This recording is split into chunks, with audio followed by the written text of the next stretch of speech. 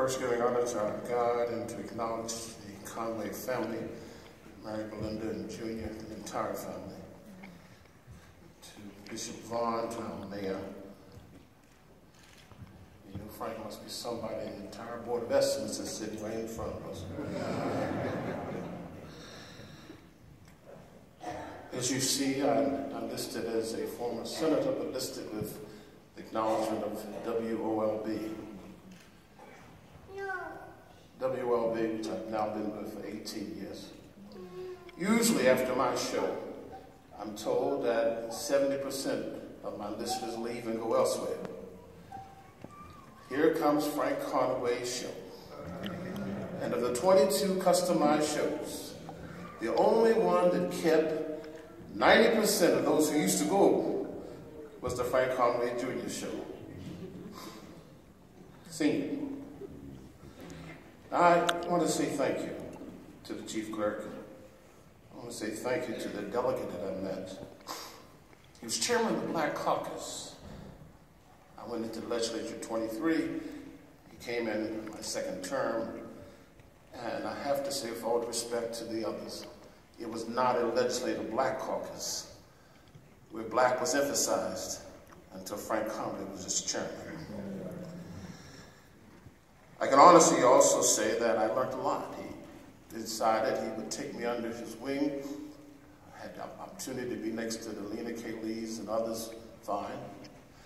But Frank allowed me to come under his tutelage in terms of understanding, making sure you know the community that you represent. And that was good because I had a delegate in the House along with Lena, and of course I had Clarence Mitchell over in the Senate. I'm one of the few who Frank would tell wherever he met others that he had a bump. And in that bump, the election he lost, it appeared that some of the members of the caucus were afraid to speak up for him, as they would do, not the caucus, but other members of the delegation would speak up. If a former delegate lost election, they wanted to get back into the system. And Frank wanted to get back into state government. Some of my colleagues, for whatever reason, didn't see fit to do that. He came to the office and we talked, and I reminded him that during the time he was chairman, he allowed me to grow under him. I went to Paris Glendenning at the time, and I said, Governor Glendenning, this is what the situation is. You do it for Caucasian delegates. Why is it that you have to be slow on this one? He turned immediately to Major Reddick, and within a week, Frank was put back into state government until he decided to make his run. So how do I say thank you for the fact that you took and emphasized for me what it meant to make sure that you knew our community was first and foremost. Did we disagree? Yes, our most recent, most current one was when I found out sitting on the stage with him when he got sworn in along with Belinda. He said, I have a surprise. And that surprise was he was going to become a Republican. Quite frankly, over the years, Frank had showed me to be independent. But anyway, I did say to him, Frank, why is it that you did not have a conversation? Why did you talk to me? He said, for what? You would have said no, and I would have said, I'm going to do it anyway. And he did. Radio 1, on Fridays, at 12 o'clock, I enjoyed it. Because Frank always brought with him, every Friday, from the time he came into Radio 1, a continental breakfast. For me, and my producer, and himself. This past Friday, my general manager took the table which Frank set every Friday and put the continental breakfast there on that table. And he told everyone at Radio 1, I don't care if it was Spirit, Magic, 92Q, or OLB, on this day, this is Frank Conaway Sr.'s table, and we honored him, and it's never been done in Radio 1 in my 18 years.